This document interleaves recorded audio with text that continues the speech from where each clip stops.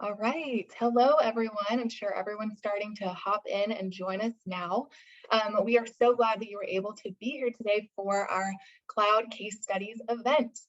So excited for this today, this morning, afternoon, wherever you are in the world. We're just so glad you could join us. For those of you who might be joining us here for the first time, my name is Emma Jordan. I'm a marketing manager at staffing and recruiting firm, Motion Recruitment, who is the founder and sponsor of Tech in Motion events and the reason we're all here today.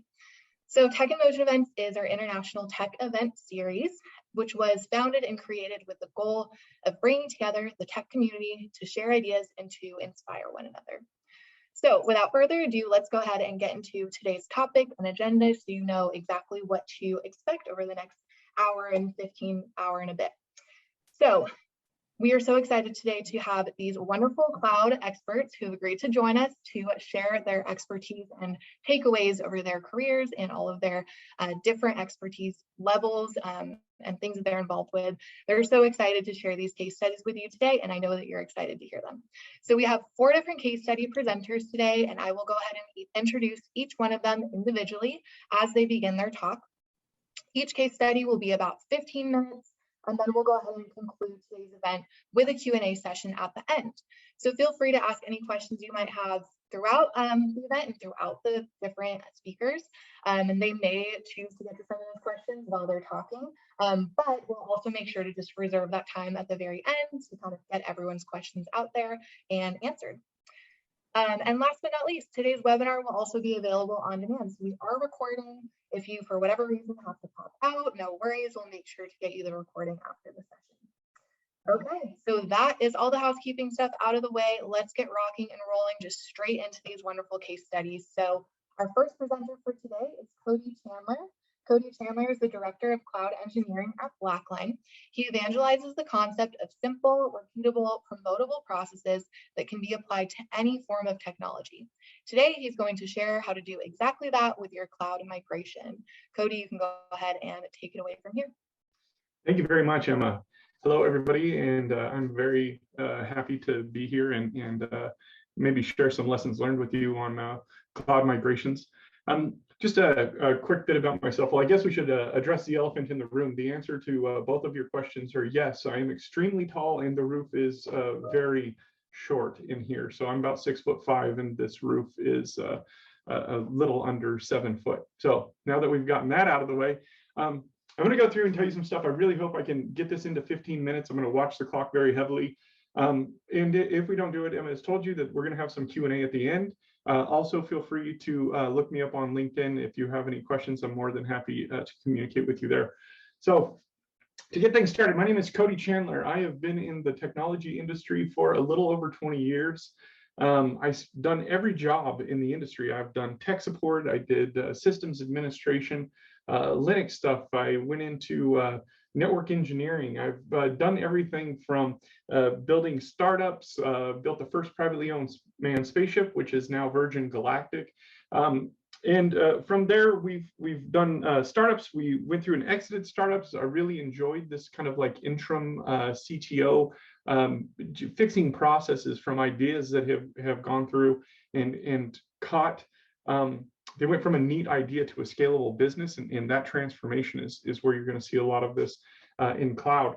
But with this startup, my wife went through and said, you know, you're traveling too much, you're not home enough. I would be in Miami or Manhattan or Atlanta or Vancouver. She said, it's probably time for you to get a grown-up job.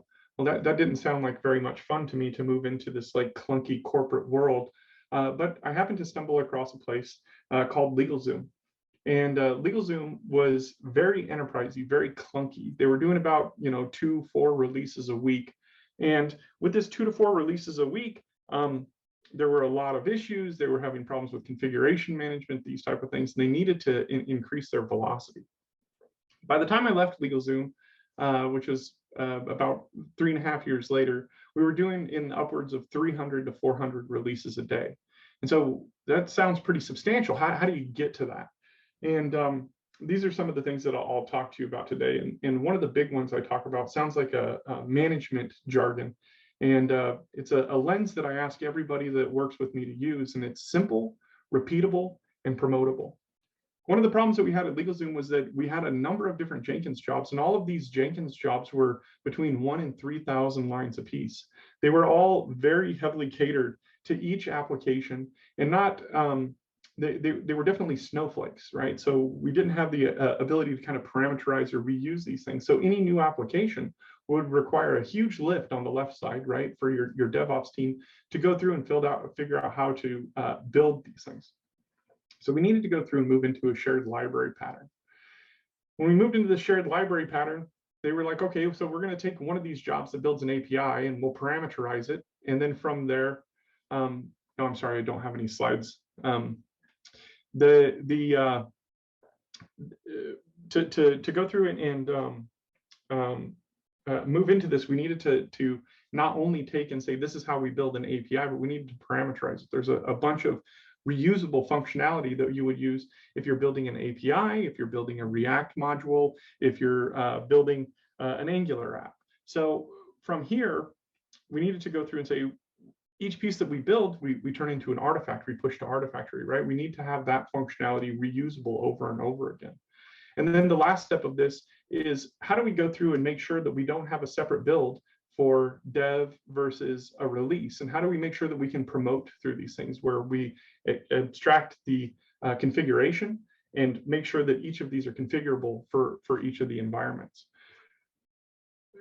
This becomes something like, as we start parameterizing this, you get a lot of people pushing back on you. I don't understand why we would need to have this layer of parameterization. Why does it have to be this, specific? Well, eventually you want to get to a point where you don't care where it goes. When I started at LegalZoom, we were all on-prem. We needed to go through and make sure that as we were building out these functions, we weren't just caring about a list of servers or places that we would put things on-prem, but what happens if we wanted to go through and start migrating to cloud? And we needed to plan for that very far on the left so that it wasn't a question that we had to address when we decided to go through and migrate into Kubernetes and into AWS. This kind of brings me up to my next point, which is this idea of busy versus effective. And everybody will tell you how busy they are. And we don't have time to do this, right? We don't have time to go through and parameterize this way. We don't have time to go through and rewrite these jobs. And there's that old saying, you may not have time to do it right, but you'll always make time to do it over. And so I try to explain to people, I say, when you're very busy, and I can appreciate that about you, and I appreciate your dedication to the company and that you're trying your best to go through and get all of these tasks done. But if you were to leave a company, no one ever goes through and says, man, I'm going to miss Cody. He was always very busy, right? They're going to miss you because you were effective. You were able to go through and transition from something that required a lot of work and a lot of effort and Herculean lifts to now more of a easy, simple process. And so by doing this, you'll win more friends. It'll take you a little bit longer, but your process is going to go so much better. The other point that I talk about a lot is consumable services. And this kind of really depends upon the cloud that you're using. So if you look at the difference between like an AWS versus GCP, AWS has done a very good job of a ClickOps ability to just turn up a service and start leveraging it. Things like Kafka, Kinesis, Airflow, any of these things that you want, you can basically just turn it on, give it a couple parameters, and start leveraging it right away. It gets a little bit more complicated when you move into things such as GCP, because these services aren't as easy to just turn on and get going. But we seem to miss a thing when people want to go through and use something like a Kafka. We go through, we can spin it up, we can make it available to engineering or to DevOps. But once we do that, we're missing a step, because it still requires SMEs to be able to go through and configure the service, right? We have it stood up, we have it there. How are you creating new topics in ACLs? From here, we went through and started introducing Kafka GitOps, but it was late. The definition of done didn't have this configuration put into it. The service was turned up, people were leveraging it, but the management of this required a full-time SME to go through and manage this. It also required a number of tickets to come in so that you could turn up a new topic or ACL in dev, and then how did we promote it? These next stages all become very convoluted and time-consuming. these are things that you don't think about when you first spin up a service. I want to use Kafka. Okay, you want to use Kafka. Well, how do we go through and maintain this? And how do we go through and make it easily consumable so that a dev can go through and make a commit into a repository and spin up their topics and ACLs versus having to go through and get a ticket assigned to an SME to bring these things up, to then get the ticket back to these people. It's a great way to increase velocity and something that is kind of missed. Trying to think if that leads me into the next point here of cloud, which is your maturity level of actually being able to bring up resources. The first thing is when you get introduced to cloud and you go take your training for GCP or AWS, you'll see there's a lot of ClickOps involved. And people will tell you right away that this ClickOps is not scalable and we need to move into infrastructure as code. So the second step is we move into infrastructure as code and we take all of those clicks that we did and we take those clips and we put them into a YAML or JSON file of some sort, and we apply this with, Terraform or something of the like to apply your IAC. But these are still very unique snowflakes, right? The next step from here is we need to go through and we need to build modules that are easily reusable, things that we can call and we can reference again, which is, I want a bucket, right? You should only have to worry about naming your bucket. There should be some parameters that are associated underlying that will allow you to reuse this code, know your landing zones, and be able to launch these over and over again. The last step of this maturity, which is we're not quite to, is understanding of the metadata collection from your cloud provider, such as GCP or AWS. Eventually, you can get to a point where if you're parameterizing things correctly, no one has to know about subnets or VPCs or any of these things. You should be able to go through and collect this information from your cloud provider via metadata and have that metadata inform your decisions as to where you go. So it's kind of your next steps of where you get to go for a cloud maturity process. Trying to think, there's a ton of information that I want to keep going, but I'm burning through my time. So the last thing is that with that said, we need to go through and take larger swings. A lot of times we're, again, trying to go through with this busy thing and just getting things done, getting it off my plate, clearing the tickets. What we should be doing is figuring out why this ingress of tickets is coming in. And with this ingress of tickets coming in, what are the ones that we can go through and try to build modules around so that we can empower engineering or empower DevOps to be able to do these things where we're not accountable for the spinning up of these processes. And how you have to do that is basically go through and try to figure out, like, what is the optimum scenario? What is the biggest swing that you can take in order to make everyone's life easier? And then break this apart into some smaller iterative goals that have to have tangible outcomes in shorter amounts of time. We can't say in 6 months or a year, I'm going to give you this amazing thing. We need to figure out how do we go through and start delivering pieces of this, right? And building things out in pieces of this in very short amount of time. Well, this requires looking at things through new patterns and using tools that you wouldn't necessarily use. Again, this Kafka GitOps is something that's fresh on my brain. But the Kafka GitOps is a single state file that can be applied towards an environment or cluster. Well, how do you get there if you want to be able to break this apart into microservices?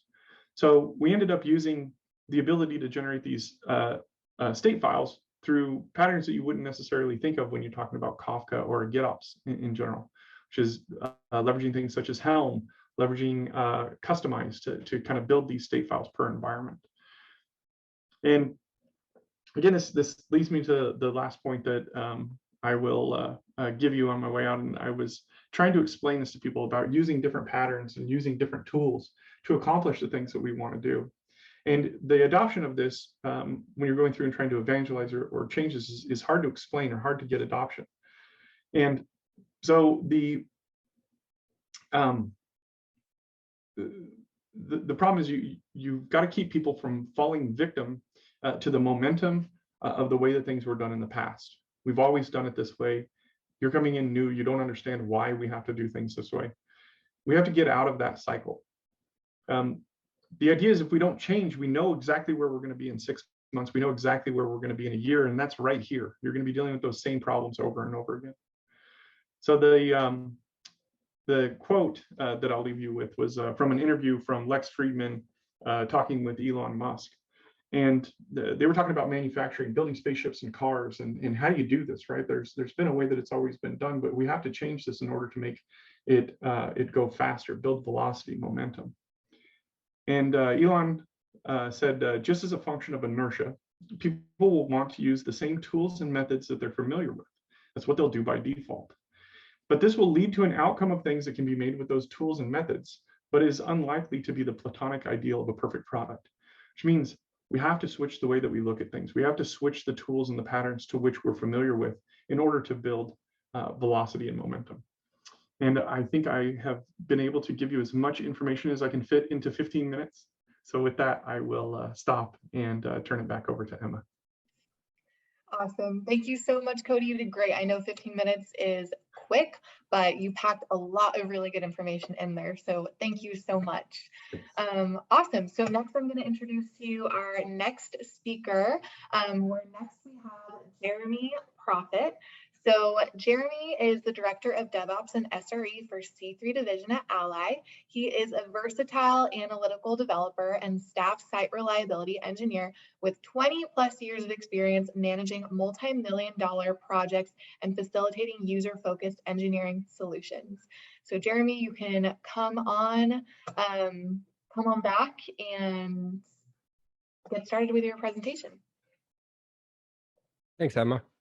So first off, I am not 6'4", and the roof is quite larger than 7 foot here, but the 3D printers in the background are real. Welcome to my man cave. I'm going to start today talking about something a little bit different. We are going to talk today about reliability, especially when it comes to cloud engineering. If I can get my slides to work properly, there we go. So when we do cloud migrations, one of the things that's often left out is what we need to do from a reliability lens to ensure that we are both leveraging the best of what cloud has to offer, but also understanding that that reliability kind of shifts a little bit from an on-prem perspective to a cloud perspective. And there's a lot of little secrets that we'll be going through today to let you figure out how to really leverage the power of the cloud. So first off, start with the very basics. It's not about having a fire. There are fires all the time. It's about how long it burns.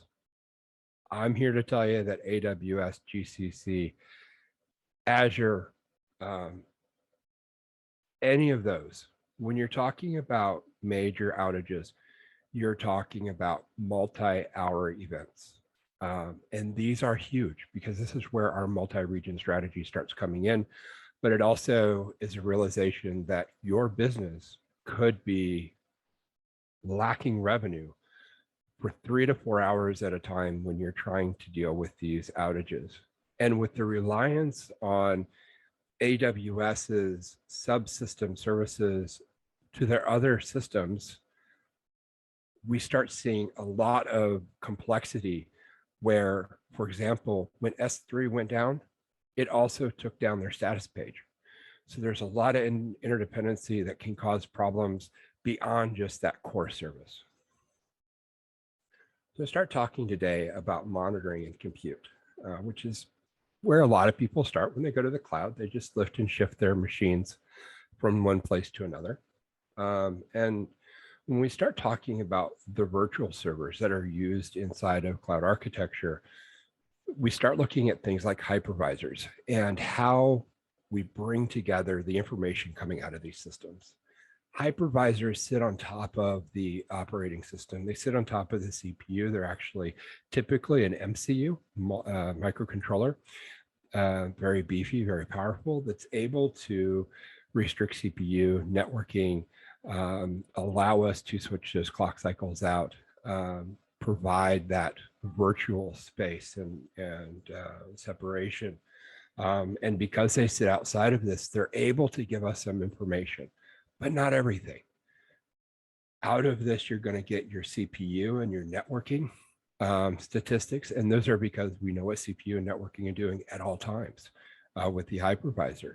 But because this is a virtual server and I could literally be running Linux and Windows and whatever across all the different virtual servers on this big piece of hardware, it's impossible for us from a hypervisor standpoint to look at memory usage, which is very different in Linux than it is in Windows.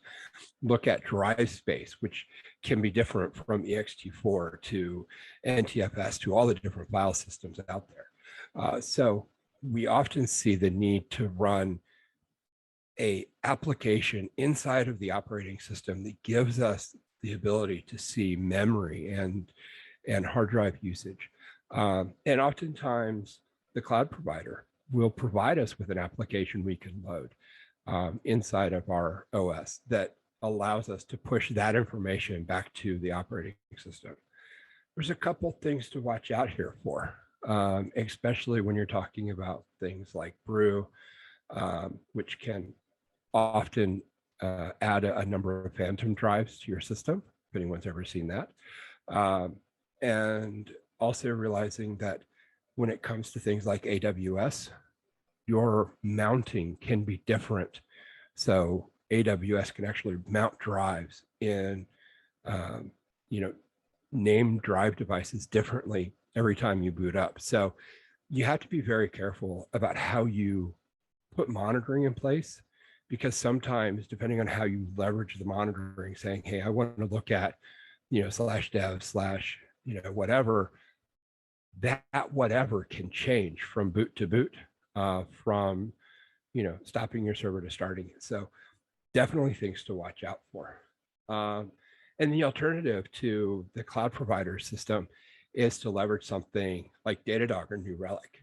I will warn you, these come at a massive price tag, right? So anywhere from $5 to $25 a server is typically what we're seeing in the industry, and that really can impact budgets.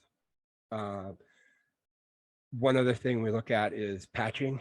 And I can tell you that I have never seen a good patching system in production that actually was 100% all the time.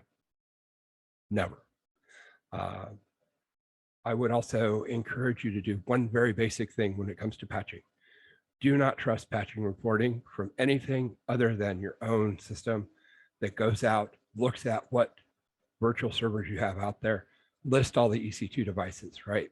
Then go into each single one of them and query that patching system and make sure they're there. The number of times I've seen systems drop out of patching and not be available, and then not being reported, because if they're not reporting to the patching system doesn't think they're there, so they don't report it as not being patched. So seen some definite misses in that area. We'll go right on to containers. I love containers, right? Who doesn't, right? When we're looking at containers, we have two basic different types in the industry, right? We have that virtual server type container where I'm building, Kubernetes or ECS, or, I'm putting, Docker on an EC2 instance, and I'm sharing that instance out. There becomes a requirement for us to monitor the underlying architecture there, monitoring the CPU, memory, hard drive network. And then we have to balance our workloads across those. And it can be cost effective, especially for very, very large clusters. But it also brings into account the cost of, I still have to do patching. I still have to do, a number of things from a compliance perspective. If you're in a PCI compliant environment and you're running 10 servers, I don't think it's worth the overhead. Alternative to that is containers as a service. And containers as a service really provides us a way to just get a container and forget about the rest of what the rest of the server's doing. And we just don't care. Hey, here's my container. I don't have to worry about patching or updating. I don't have to worry about who's got access to root or password management routines or anything like that. So it definitely provides us a better overall experience. And here's the thing about monitoring these. If you're using virtual servers, you have to monitor the underlying server. You have to monitor things like cluster balancing. And that's not so important when we're monitoring containers as a service. But either one of these are really areas where you want some visibility inside of the container. And that, can be done with APM. It can be done with a number of different monitoring tools out there. But knowing what's going on as far as memory and CPU and restarts inside of the container, very, very important. Health checks also become very important in containers and can be leveraged a lot differently with some of these, like ECS and some others. They can be leveraged very differently. And especially when you're talking about ECS, make sure to check those timings, because you can literally have a container there that's dead for minutes at a time before it gets recycled. And that can cause you a lot of problems in production. We're talking about impact. Couldn't talk about reliability without impact. And just a very simple truth out there. There's no such thing as 100% uptime. It doesn't exist. And for people who think that you can get there, good luck, my friend. It is very, very expensive to even come close. And remember that when we talk about impact, we're not just talking about uptime, we're talking about revenue. I would rather have an hour of downtime at 3 o'clock in the morning than I would at 3 o'clock in the afternoon. And that really makes you look differently at what we consider to be the standard metrics of, hey, I want 99.9% uptime. Great. I want 100% uptime between 6 in the morning and 6 at night when I'm doing my business. And I'm okay with, something else at night. Adding time into that equation really makes it look different.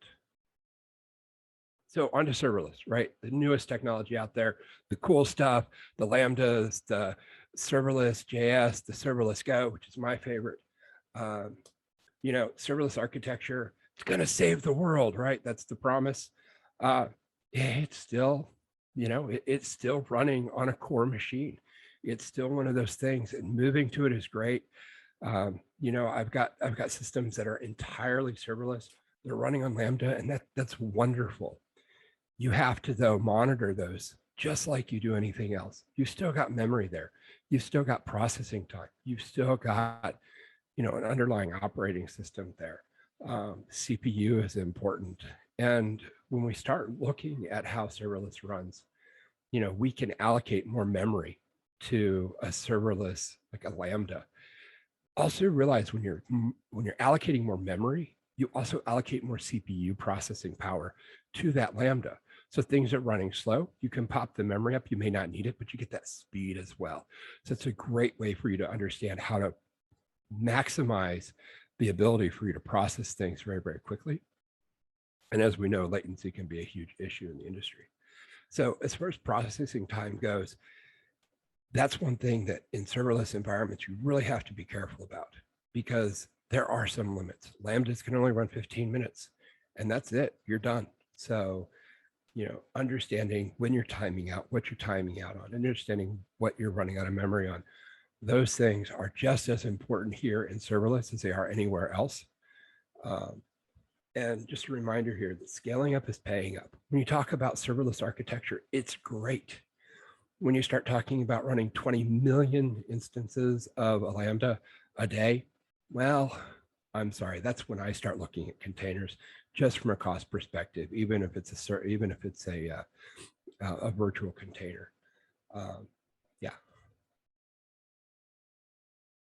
So behind the scenes, we look at monitoring, and one of the things we can do, Cody was talking about how we come up with infrastructure as code. And I love his discussion about how we, look beyond that, right? So we look at monitoring as code, right? So being able to leverage in the CloudWatch, the Datadog, the New Relic into our infrastructure as code, and be able to build that out as we go along, leveraging things like tagging and such. And that's great. The next level, I think, after that is automation from a standpoint of tagging, being able to actually build out for example, a Lambda that iterates through your architecture that says, hey, this is an API gateway. I want to know when there's X number of 500 errors, X number of 400 errors. I want to know when I get this information. And automatically having something building out that alerting for you so that no matter what I build out, it's always going to be alerted on, right? That kind of dream moving forward is where I think Datadog and New Relic and any of the monitoring applications out there today, they just missed the mark.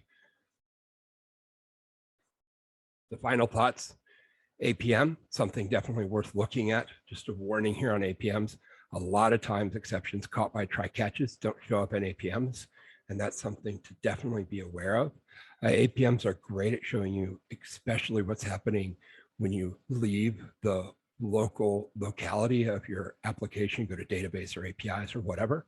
They do a great job in showing you where some of those failures can be. And then finally, we kind of talked about this before, going past monitoring as code and looking at actually building the architecture for your monitoring automagically as you just walk into an environment. I pull out what I need to, I build what I need to, and automatically my alerting and my monitoring just generates itself. And that, I think, is the future of alerting and monitoring. So getting started, just a couple quick points.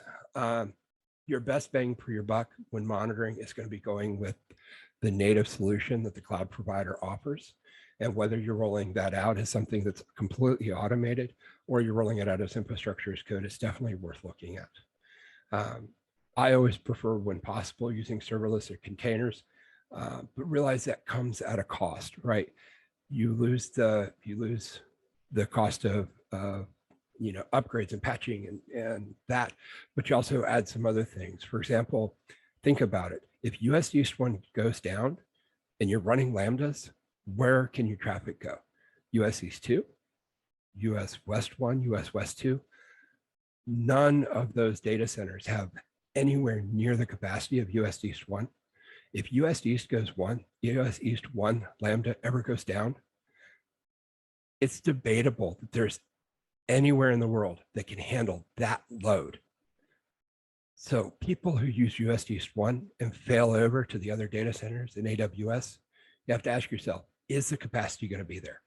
So start in US West 1, US West 2, US East 2, start there. And then if you need failover capacity, go back to US East 1. So just remember that when you look at serverless, because it's infrastructure on demand, when you have a huge outage, that capacity has to be there and available for you. That's all I have today. I hope you enjoyed the discussion. And Emma, I'm going to switch it back over to you. Have a great day, everyone. Okay. Thank you so much, Jeremy. That was so great. That was so informative. And I hope that you all in the audience are enjoying this so far. Just a reminder, feel free to continue submitting. I've seen a few questions come through, but continue to feel free submitting any questions. And we'll have everyone we'll do like a panel style Q&A at the end of the event. So just a reminder there. Awesome. So next we have Mandi Walls. Mandi Walls is a DevOps advocate at PagerDuty. At PagerDuty, she helps organizations along their IT modernization journey. Prior to PagerDuty, she worked at Chef Software and AOL. She is an international speaker on DevOps topics and the author of the white paper, Building a DevOps Culture, published by O'Reilly. We're so excited to have her. Take it away, Mandi.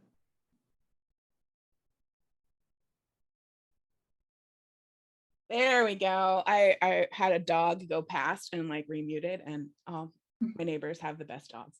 Anyway, thank you. Thanks for joining us today. I'm going to talk a little bit about, I kind of titled this the evolution of SRE, and I'm at PagerDuty right now. As Emma mentioned, I am a DevOps advocate here. If you want to get in touch with me, I'm LNXCHK. You can also email me. I'm mwalls@pagerduty.com.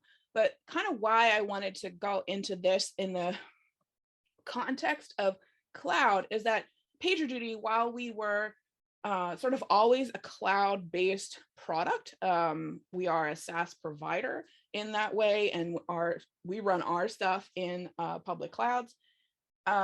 the practice of managing that cloud environment has changed significantly. So PagerDuty is 13-ish years old. And just in the past few years, the internal SRE practice has been growing and maturing and has changed significantly from where it was prior to that, based on our reliance on the cloud, the features that are available, and some of those things. So I wanted to share that with you. And I don't want to rehash all of SRE. Hopefully you're kind of familiar with that term. If you're not, the Google books that came out in like 2016 are a really great place to get started there. So I just want to call out like some of the things that serve as our guiding principles for SRE and some of our goals, right? The thing most developers see most obviously is, the breaking down of organizational silos. We have fewer requests that end up being behind an anonymous ticket queue, and more components end up being self-serve, especially in the cloud, where we end up like wrapping a lot of things around infrastructure as code and giving those things to the application teams as part of sort of a shared ownership model, so that as they're building new features and new services, they are able to put those things into production. And that really sets the stage for recognizing that failure is going to happen. Like Jeremy totally went into all that stuff. It's awesome. One team isn't going to be blaming another for not running their software correctly. If you throw it over the wall to operations, say good luck. They didn't write it. They don't know how it's supposed to perform. In this case, everyone is responsible, and everyone is going to be sharing in working on the reliability of the services and repairing them when something goes wrong. And that does mean for us that our application engineers have on-call schedules. And when we talk about SRE practice with our customers, that's one of the things that we get to talk about. We have a bit of a vested interest. We would love to have all of your folks on call, but at the same time, like that responsibility, that reliability, and getting all of your applications up and running as fast as possible if there's an incident is all part of that, as well as having the knowledge about how your application is going to perform when it gets to your production environment. Then you get to see where it's going to go, and you can set your service level indicators, you can set your service level objectives, and then use those in your feedback loop to improve your work. So we know that then we are focusing on ways to improve our reliability over time. We're focusing on how that impacts our development processes.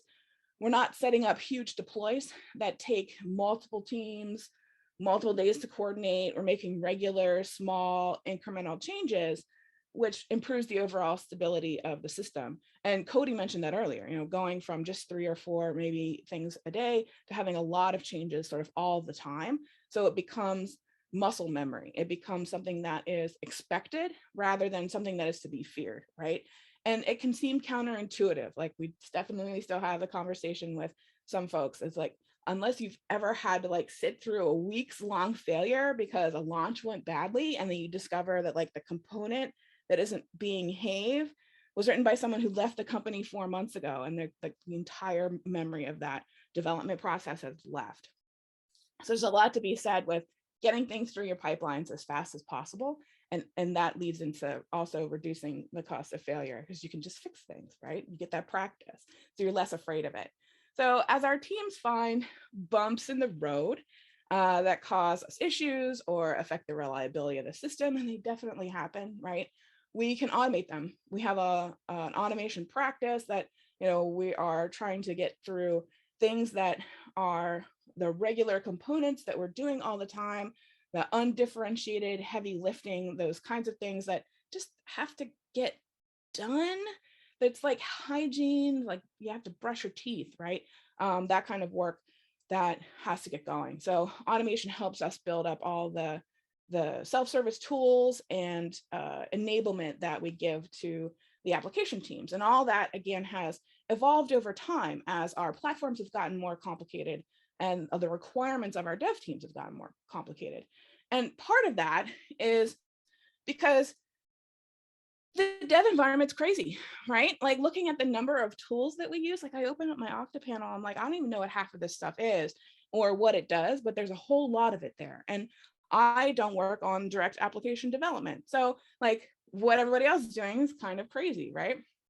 So we know that, after the Google SRE book came out in 2016, there's this big snowball effect. People started rethinking their operations practices and sort of refocusing on, just how efficient and effective can you be, revisiting their CI/CD tools and putting things together in more efficient ways. So when we look across that modern landscape of all this development tooling, like the options are, like, honestly, they're awe-inspiring, right? Like, I've been in the industry a number of years, and like from where I started from to where we are now is kind of incredible. It can be intimidating, right? Especially if you're trying to pick a new solution for something.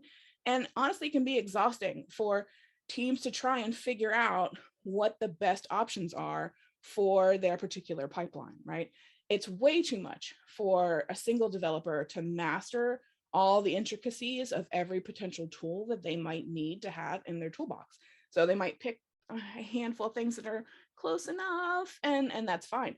SRE teams then help become, sort of trusted advisors and consultants to help teams use all these dev tools more effectively. And that's been an expansion of our SRE practice over the past several years, just sort of like being more efficient in the entire workflow as things are headed into the cloud in a much faster pace. So acquiring all this expertise really needs everyone to be, it's effective in any one tool. It takes time, and that time takes away from learning the other stuff that you might have going on, right? So it's easy to get bogged down in a yak shave of tool selection, especially if you're, looking out across all the potential options. So for some SRE teams that we talk to, they're taking sort of a fractional approach, dividing up work streams and teams and creating new competencies to deal with complexity and reducing duplication of work. And this starts to put stress on the SRE principles, particularly around what we call paving the road. So this is the kind of things that sort of keep our SRE teams aligned up. So over the past couple of years, we started out with one main SRE team, which is kind of like a catch-all for all the things that folks needed from the application teams to push their stuff into prod. And over time, as the organization got bigger and the environments got more complex, and we had some legacy stuff, like how do you know when you get old enough to call it legacy, right? That becomes a decision point too. And now we have 3 separate SRE teams, as well as a couple principal SREs who are there to kind of have guidance and things like that. So the organization has grown and matured that way. So we derived our principles, and our teams help keep all that stuff aligned. So our reliance is completely on cloud platforms, both for our infrastructure. We have a lot of services that we actually buy from other vendors, right? I'm sure you do too. And it's really only made these things more important. Last year, we expanded our service locations to the EU. So that also created a large lift for retooling our SRE tools and sort of refocusing on what the important parts were as we were migrating those components internationally, and which parts of the cloud were supported and where things needed to go and all that stuff. So as the engineering team has grown, having safe defaults for everyone has really become a main priority. But the product teams need flexibility. They want to create new features and products. Those components are going to be integrated with existing services, and our SRE teams have created what they call the paved road or golden path. And it's the fastest way to get new services and features into production, and to take that path and not go off on side quests and not want special exceptions and not want deviations. You take the supported tools, the supported frameworks, and off you go. And this supports good security practice and good audit practice. And for folks who need like, certifications and different for FedRAMP or something like that, it applies to all of those kinds of things too. So there's a lot of stuff that falls out kind of naturally from having these more stringent operational standards that SRE sets that helps you maintain what you're doing in the cloud. We've experimented with a number of different SRE models. We currently use a combination of all of them, depending on what the project is and what the project looks like. We might have some SREs who work directly with one team. We might have folks that are more specialized, but it's an evolution as your process matures, you find more things that you need to be doing. And another place that's kind of interesting to look at this is a book called Team Topologies. This came out 2019 by Matthew Skelton and Manuel Pais. And they kind of break it down in a couple of different teams. And we found that, your streamline team is sort of cradle to grave. They're going to do the you built it, you run it kind of model, and everybody is there the whole time. And then there's an enablement team, which is kind of like consultants, and they're there to help you out. They pave that road, give you that sort of golden path. They call it the next one the complicated subsystem team. They're the folks that have significant technical expertise in something. Maybe you've got you still got some mainframes or something else, your AI models or something that needs that there is super interesting as well. And then finally, platform team is sort of internal service providers. And we find these two, enabling and platform provider, work really well for the way our organization maintains our cloud presence, right? We have folks who help set our reliability patterns, our expectations. They meet with engineering teams on a consulting basis to help them sort of put things together. And finally, we have a team that works more as a platform provider and helps, put together the main components for infrastructure as code and other parts of our cloud presence. So as we've built up the practice, we've built, best practices, we've built expertise around the cloud that we've chosen to use, and the other components that we pull in from it. There's also a vendor relationship management that comes in with this, which is kind of interesting for folks who are looking to leverage cloud for the first time, as we come in it from a sort of incident response process. What we're finding with some of our customers is that if the cloud provider is having some issues, which happens, right? Jeremy mentioned that. You want someone on your team to sort of be the watcher of that and watching the upstream vendor for notifications, for updates, for impacts, for TTR, right? On all of those kinds of things. And that becomes another function of that operational team as we move into the cloud, right? So what we've also seen is more of a breakdown of expertise. It starts out sort of counterintuitive. It's more of a classic operations model where you had the network operations team and storage operations team and those kinds of folks. And now we sort of have an SRE team, but it's because of the complexity and what we're finding, especially even just using one cloud, is that we need a lot of expertise to get the best and most efficient use out of that. And we see more specialization across our teams and across some of our customer teams as they are looking at making the best use of the cloud providers that they've chosen to use. So things to keep in mind, right? Cloud is really it's a primary enabler. It's why we're actually able to do what we do, right? The flexibility, the efficiency, the ability to go where we need to go is super important for us. It also adds that complexity because we're not maintaining or adding the features ourselves, right? There's an aspect of watching what the vendor is doing and keeping updated with the things that they're doing. Then focusing on reliability and production performance is super important in a cloud environment, and maintaining where you're going to put your components. As Jeremy mentioned earlier, like, does everything have to be in US East 1? That's a big question to have with your team, right?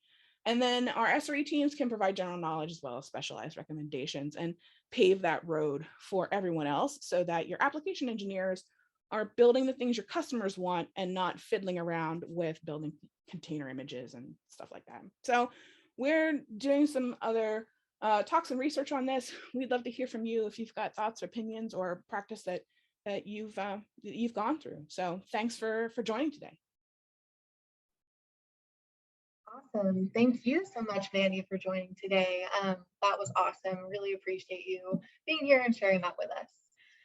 Okay, and last but not least in our lineup, we have Dheeraj Gupta. Welcome. So Dheeraj is a cloud architect at Amazon Web Services. Over the past 4 years, he has helped strategize the cloud migrations for about 10 organizations across all different kinds of industry verticals, including telecom, health insurance, airlines, news agency, media, healthcare, banking, and state and local government agencies. Go ahead and take it away. Thank you, Emma.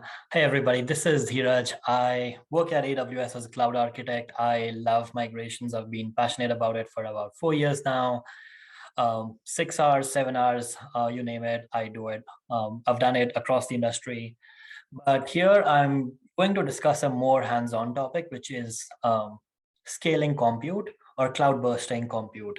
Cloud bursting compute is a concept in which you scale your on-prem resources to the cloud, but while you do that, you're not transferring your workload to the cloud. You're actually continuously using your on-prem resources as well. So just a quick agenda item today. I'll be talking about what cloud burst is, use cases, what are some use cases that are not suitable for cloud bursting. Want to go into the architecture that you see on the right. This is just a proof of concept. Implementation, and then what are the lessons learned and what are the next steps. And feel free to ask me any questions in the Q&A, the chat that's going on, but I can take them in the end. So like I said, cloud burst is a concept of scaling the on-prem resources to the cloud. Now you can scale storage, which is fairly easy. You use a storage gateway and boom, you can start leveraging the storage in cloud to expand your storage on-prem. That's fairly easy because, you know, there's no state that needs to be maintained in case of a storage scenario. You can have that additional storage space on the cloud. But when you're scaling compute resources or servers, that becomes a little more challenging because the stateless applications, yeah, that's fairly easy. But for the stateful application, now that's where you'll have to maintain these sessions. You'll have to redirect partial traffic to your on-prem resources and some of it to the cloud. Now you might be wondering, like, if we have resources on cloud, why do you want to still use your on-prem resources? So the motivation behind a cloud burst architecture was because companies sometimes invest millions of dollars in their data centers. They go through divestiture, they go through mergers, and then they have to get rid of everything that's on their data center. And that's just a money and revenue that's lost out there. So sometimes it's also in order to meet the spikes in demand. So in order to increase your hardware footprint on-prem, that's a long process. You need more power, you need more cooling, you need to purchase the equipment, you need to install it. So it can't happen over a weekend or even a week. It takes up to a few months in order to add capacity to your data center. But leveraging capacity in cloud is fairly easy. If you're running infrastructure as code, you can do it in a matter of hours. If you're just doing it through a console, of course, you can do it again in a matter of couple of hours. Sometimes you do not have the financial resources. If you're a mom and pop shop and you have like 2 servers on-prem, and you expect a huge spike in sales because of a sales event, you cannot immediately scale those 2 servers vertically or horizontally to meet the customer needs. At that point, you might have to migrate to the cloud, either completely or partially using the cloud bursting methodology. So we talk about elasticity and scalability, scaling up, scaling out. Elasticity is the unique concept on cloud where you scale out when the demand goes up, and you scale back down or scale back in when the demand goes down. The reason why we do this is because we don't want to waste our financial resources on running compute, which isn't being leveraged. So that's how the cost benefits of being on cloud come into motion. So again, the use cases scenario for the compute intensive workloads that can be scaled out to the cloud include stateful applications, stateless applications most of the time, bad jobs, animation rendering. Let's say you're working on a big project, your on-prem resources aren't powerful enough. You quickly leverage the power of cloud for a month or two, scale them back down and decommission everything on the cloud, start using your servers on-prem again. Same with video processing, running simulations. Protein folding was a big deal when COVID-19 came out because a lot of on-prem resources weren't able to leverage their compute capacity, and therefore they had to scale to the cloud, but they had already invested millions of dollars on supercomputers in their labs. So that additional compute capacity came in from AWS, GCP, Azure, and other public clouds. So everything that's computational intensive, those are the kind of workloads that are mostly suitable for scaling out compute or cloud bursting. The solutions that are not suitable are the ones that have a high amount of data gravity, where the application or the compute component has to be very close to data, because you cannot have your database on-prem and your compute on cloud, or vice versa. You can't have your compute on-prem and have your databases on the cloud, because the latency will just be too much. And now you may ask, like, why can't we move both databases and the compute to the cloud? Well, that's another scenario which is much more advanced, and that's actually the next step of implementing this POC. So far, we have a rough idea of what cloud bursting is. I'm going to go back to what Jeremy was talking about the monitoring part, because that's what it leverages. The architecture that you see here, is it visible to everybody? Can I get a thumbs up, or do you want me to zoom in?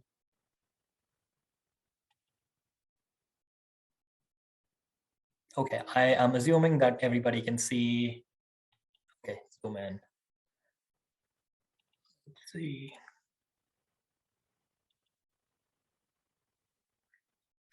So let's imagine you have a couple of nodes on your data center, and you have a Black Friday sale and you want to scale out, but you can't buy 3 or 4 more servers overnight to cater to that additional traffic, right?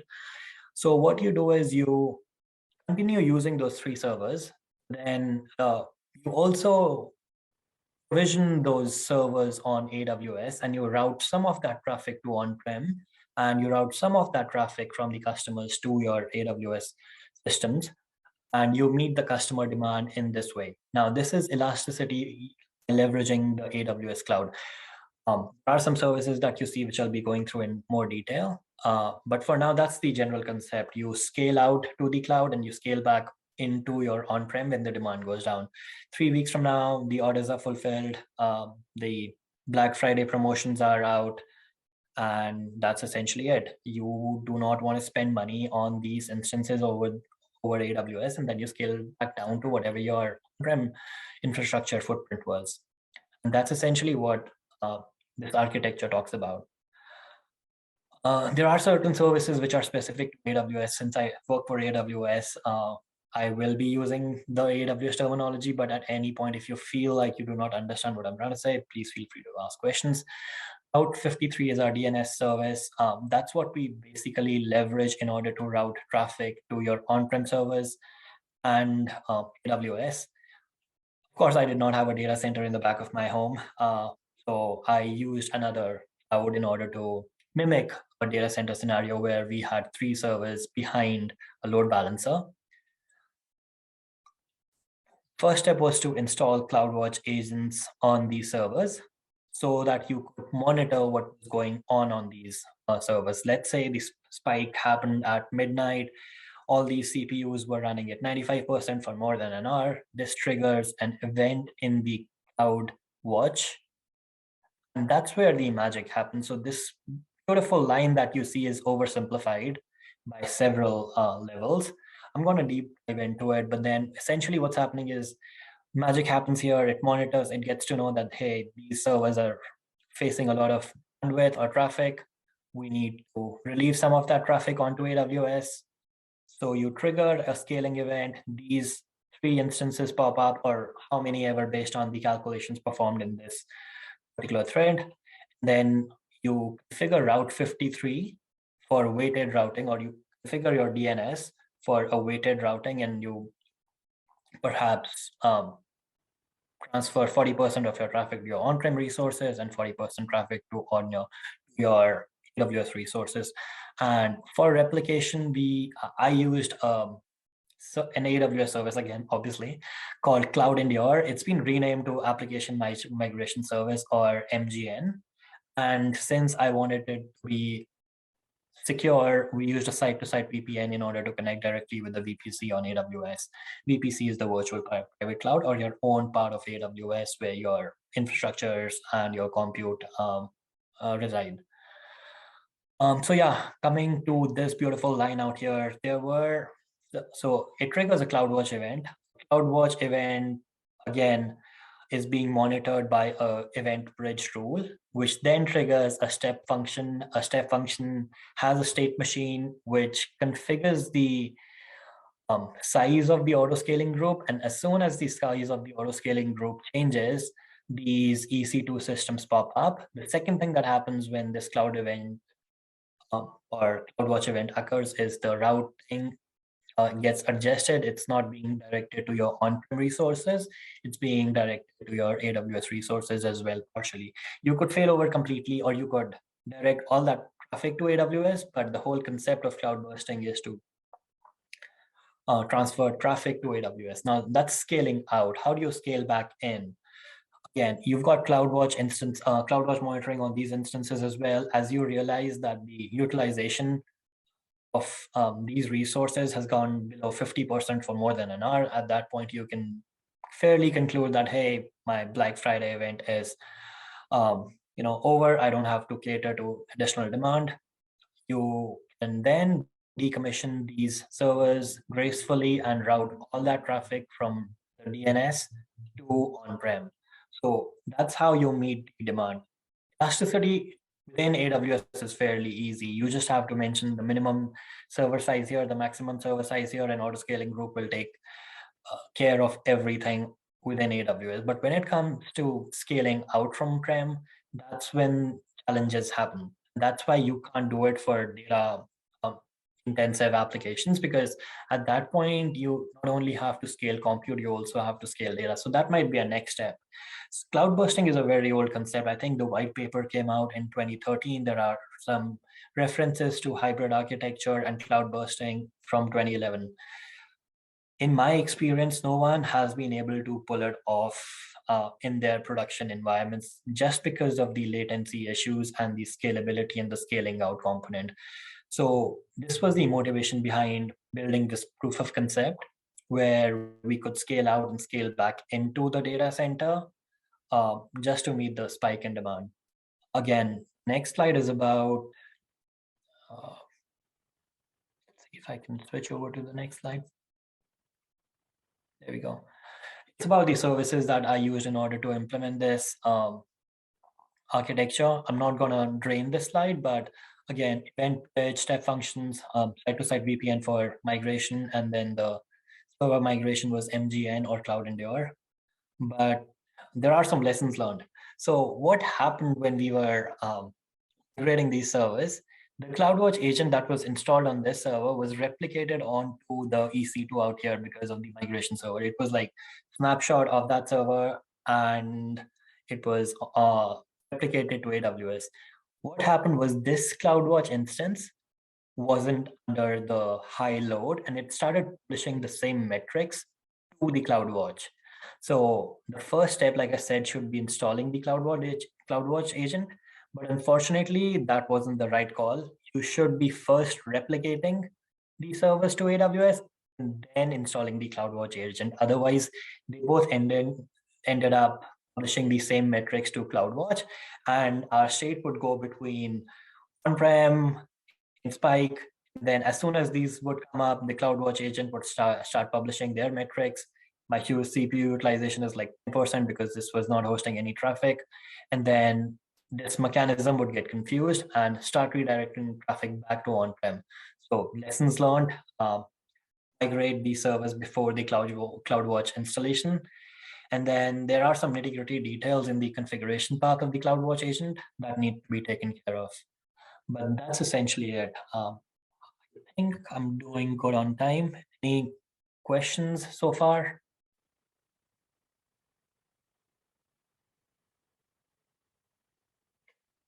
Yes, so DB, actually, I'm not talking about applications that utilize DB. So if you remember slide 2 or 3, this solution may not be suitable to handle applications with your three-tier architecture, just because of the complexity of migrating a database. If you have the database on-prem and compute on AWS, you'll start having latency issues. You might not be able to pull it off. So this is exclusive. This solution, this POC, is exclusively for applications that are compute intensive. And I think that's it. I'll open the floor to questions for other presenters as well. And I'm sorry I took a little bit more time than necessary, but here I am. No, that's totally fine. You did great. Everyone was spot on with the timing.